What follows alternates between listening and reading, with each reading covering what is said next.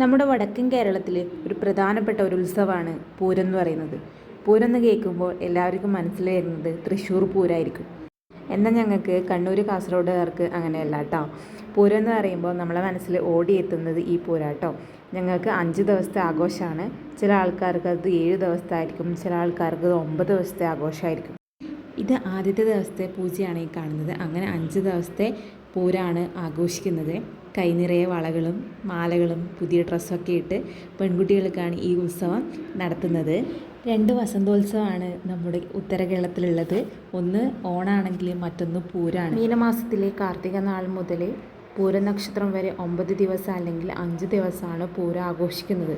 ശരിക്കും പറഞ്ഞാൽ പെൺകുട്ടികളുടെ ആഘോഷമാണ് പൂരോത്സവം. ശിവനും കാമദേവൻ്റെയും ചരിത്രപരമായ ഐതിഹ്യമാണ് പൂരോത്സവം എന്ന് പറയുന്നത്. സതിയുടെ വിയോഗത്താൽ മനംനൊന്ത് തപസ്സിൽ കഴിയുകയാണ് ശിവൻ. ആ ശിവൻ്റെ മനസ്സിൽ പാർവതിയെക്കുറിച്ചുള്ള ഓർമ്മകളും പ്രേമവും വികാരവും ജനിപ്പിക്കാൻ വേണ്ടിയിട്ട് ദേവന്മാരുടെ അഭ്യർത്ഥന അനുസരിച്ച് പോയ കാമദേവൻ ശിവനെ ഉണർത്താൻ കാമബാണം പ്രയോഗിച്ചു. കാമബാണം പ്രയോഗിച്ചുണർന്ന ശിവൻ കോപത്താൽ തൃക്കണ്ണു തുറക്കുന്നു. കാമദേവൻ ഭസ്മമാകുന്നു. അങ്ങനെ ഭസ്മമായി പോയ കാമദേവനെ തിരിച്ചു പിടിക്കാൻ വേണ്ടിയിട്ട് ഭാര്യയായ രതിദേവി കരഞ്ഞപേക്ഷിക്കുന്നു. മഹാവിഷ്ണു പൂക്കൾ കൊണ്ട് കാമവിഗ്രഹം ഉണ്ടാക്കി പൂജിക്കാൻ ആവശ്യപ്പെട്ടു. ഇതാണ് കഥ. പൂവെന്താ അങ്ങോട്ട് എടുത്തിട്ടാലേ?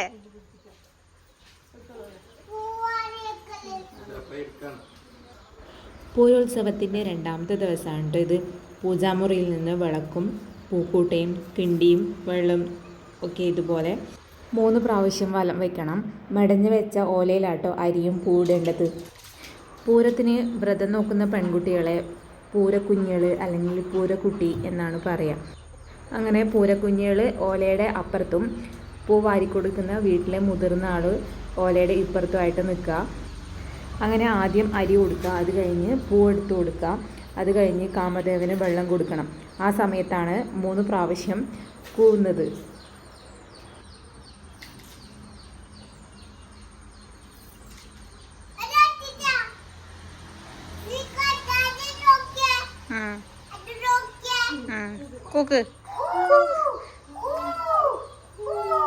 പുറത്ത് ചെയ്യുന്നത് പോലെ അകത്തും പൂജാമുറിയുടെ അടുത്തും ചെയ്യണം കേട്ടോ.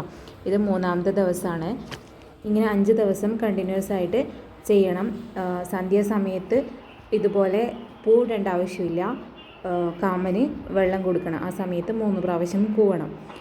4ാമത്തെ ദിവസം സന്ധ്യാസമയത്താണ് കാമദേവനെ ഉണ്ടാക്കേണ്ടത്. ചില സ്ഥലങ്ങളിൽ ചാണകം കൊണ്ടും ചില സ്ഥലങ്ങളിൽ മണ്ണ് കൊണ്ടും ചില സ്ഥലങ്ങളിൽ പൂക്കൾ കൊണ്ടുമാണ് കാമദേവനെ ഉണ്ടാക്കുന്നത്. നമ്മൾ കാസർഗോഡ് ഭാഗത്തൊക്കെ പൂക്കൾ കൊണ്ടാണ് കാമദേവനെ ഉണ്ടാക്കുന്നത് കണ്ടിട്ടുള്ളത്. പക്ഷേങ്കിൽ കണ്ണൂർ ഭാഗത്താണെങ്കിൽ ചില സ്ഥലങ്ങളിൽ മണ്ണ് കൊണ്ടും ചാണകം കൊണ്ടൊക്കെ കാമദേവനെ ഉണ്ടാക്കുന്നത് കണ്ടിട്ടുണ്ട്. പിന്നെ എൻ്റെ ഷോർട്സ് വീഡിയോ കണ്ടിട്ട് ഒരുപാട് പേര് ചോദിച്ചിട്ടുണ്ടായിരുന്നു ഏത് പൂവാണ് ഇത് ഉപയോഗിക്കുന്നതെന്ന്. ഇത് നമ്മളെ ഗ്രാമപ്രദേശങ്ങളിൽ പൂരോത്സവത്തിൻ്റെ സമയത്ത് കണ്ടുവരുന്ന ഒരു പൂവാണ്. പിന്നെ നരമ്പൂ എന്നാണ് പറയുന്നത്. ഈ പാറപ്രദേശങ്ങളിലൊക്കെയാണ് ഇത് കണ്ടുവരുന്നത്.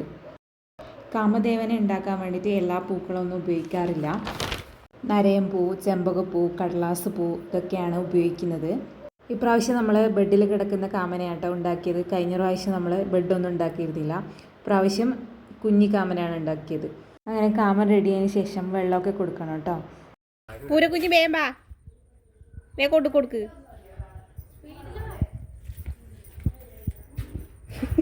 അങ്ങനെ ഇന്നാണ് പൂരോത്സവത്തിൻ്റെ അവസാന ദിവസം. ഇന്നാണ് പൂരച്ചോറും പൂര അടയൊക്കെ നിവേദിച്ച് അടുത്ത വർഷം നേരത്തെ വരണേ എന്ന പ്രാർത്ഥനയോടെ കാമനെ കൊണ്ടുവിടുന്ന ചടങ്ങോടെയാണ് പൂരത്തിൻ്റെ അവസാനം. പൂരച്ചോറ് കാമദേവിന് നിവേദിക്കാൻ പ്ലാവില ഇതുപോലെ കോട്ടിയിട്ട് അതിലാണ് പൂരച്ചോറ് നിവേദിക്കേണ്ടത്.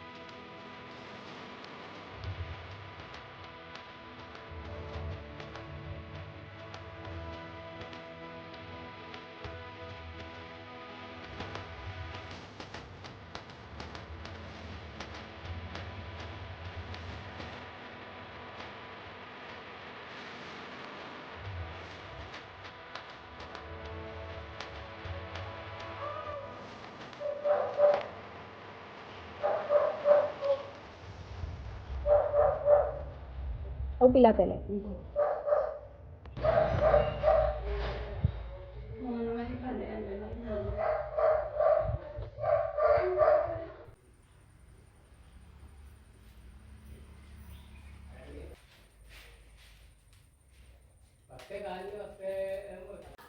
അങ്ങനെ പൂരച്ചോറ് ഗണപതിക്കും കാമദേവനും അകത്തും പുറത്തും പൂരച്ചോറ് നിവേദിച്ചു. അങ്ങനെ രാവിലത്തെ ചടങ്ങൊക്കെ കഴിഞ്ഞു. കാമദേവൻ്റെ കണ്ണായിട്ട് ഉപയോഗിച്ചിട്ടുള്ളത് കായാണ് കേട്ടോ. കായ് കണ്ണിൻ്റെ ഷേപ്പിൽ മുറിച്ചിട്ട് കൺമഷിയൊക്കെ വരച്ചു കൊടുത്തിട്ടുണ്ട്. മൂക്കും കായ് തന്നെയാണ് ഉപയോഗിച്ചത്. അതിൻ്റെ മേലെ ചെമ്പകത്തിൻ്റെ ഒരു ഇതള് വെച്ചിട്ടുണ്ട്. പിന്നെ ചെമ്പകത്തിൻ്റെ പൂമൊട്ട് കൊണ്ട് മാല ഉണ്ടാക്കിയിട്ടുണ്ട്, കാൽവള ഉണ്ടാക്കിയിട്ടുണ്ട്, പിന്നെ പൂണൂലും ഉണ്ടാക്കിയിട്ടുണ്ട്. പിന്നെ സൈഡിലായിട്ടുള്ളത് ഗണപതി കേട്ടോ. ഗണപതിക്കും പൂരച്ചോറ് വെച്ചിട്ടുണ്ട്, പിന്നെ പൂക്കളെല്ലാം വെച്ചിട്ടുണ്ട്. എല്ലാം കഴിഞ്ഞ് രാവിലെ തന്നെ പൂരച്ചോറ് കഴിക്കും കേട്ടോ. പൂരച്ചോറിൻ്റെ കൂടെ കറിയായിട്ട് കൂട്ടുകറി പോലെ ഒരു കറി ഉണ്ടാക്കും. പൂരം ദിവസങ്ങളിൽ അമ്പലങ്ങളിലെല്ലാം പൂരക്കളിയും മറ്റ് പരിപാടികളൊക്കെ ഉണ്ടാകാറുണ്ട് കേട്ടോ. പിന്നെ പൂരക്കുളി എന്ന ചടങ്ങും കൂടി അമ്പലങ്ങളിൽ നടക്കാറുണ്ട്. തിന്ന് വേഗം വീഡിയോ എടുക്കുന്നുണ്ട് വേഗം. ആ സൂപ്പർ അല്ലേ നൈനു? സൂപ്പർ അല്ലേ? ആ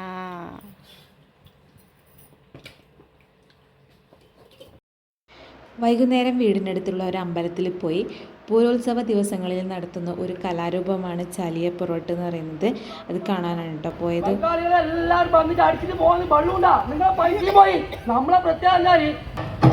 ബാബുസ്വാമി ബാബുസ്വാമി എൻ്റെ ക്ഷേത്രത്തിൽ വന്നിട്ടുണ്ട്.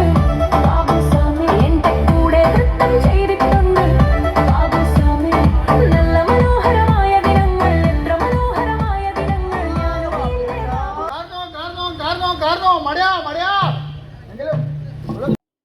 അങ്ങനെ പൂരോത്സവ ദിവസത്തിലെ അവസാനത്തെ ചടങ്ങാണ് കേട്ടോ ഇനി കാമനെ പറഞ്ഞയക്കുക എന്നുള്ള ചടങ്ങാണ് ഇനിയുള്ളത്.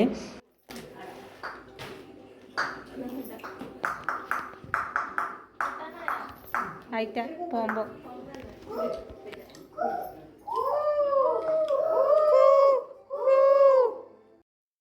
കാമൻ്റെ പുനർജന്മത്തിന് വേണ്ടിയാണ് കാമന് വെള്ളം കൊടുക്കുന്ന ചടങ്ങ് എന്നാണ് വിശ്വാസം.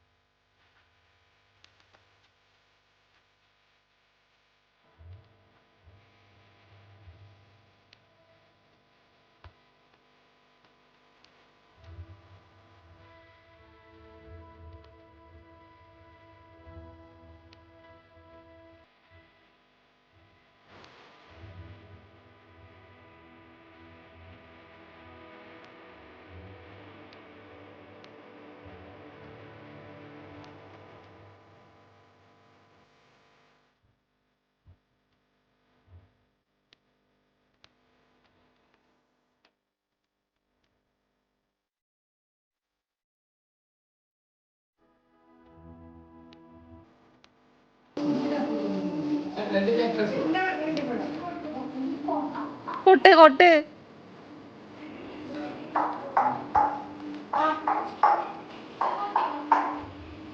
കാമ കാമ ആട്ടമുള്ള നേരത്തെ കാലത്തെ വരണേ കാമ അതില് വാ അതിലേ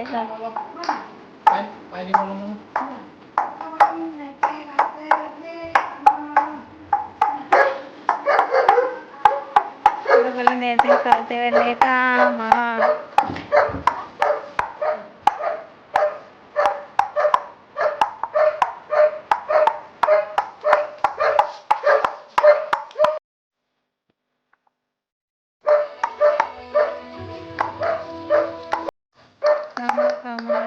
നേരത്തെ കാലത്തെ വരണേ കാമ നേരത്തെ വരണേ കാമ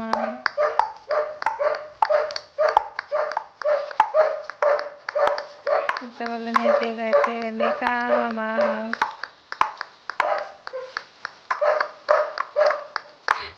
വർക്ക്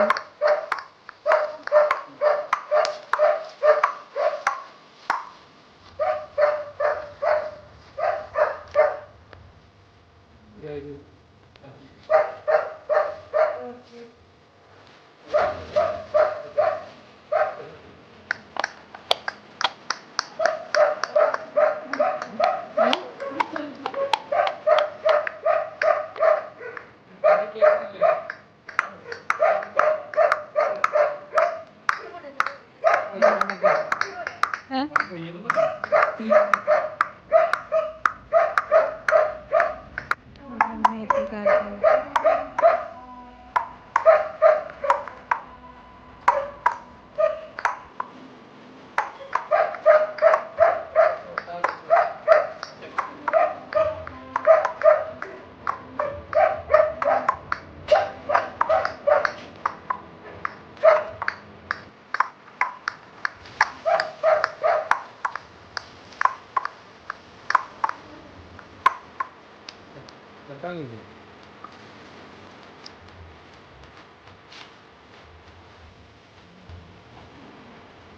ആ അപ്പം തപ്പണ്ടേ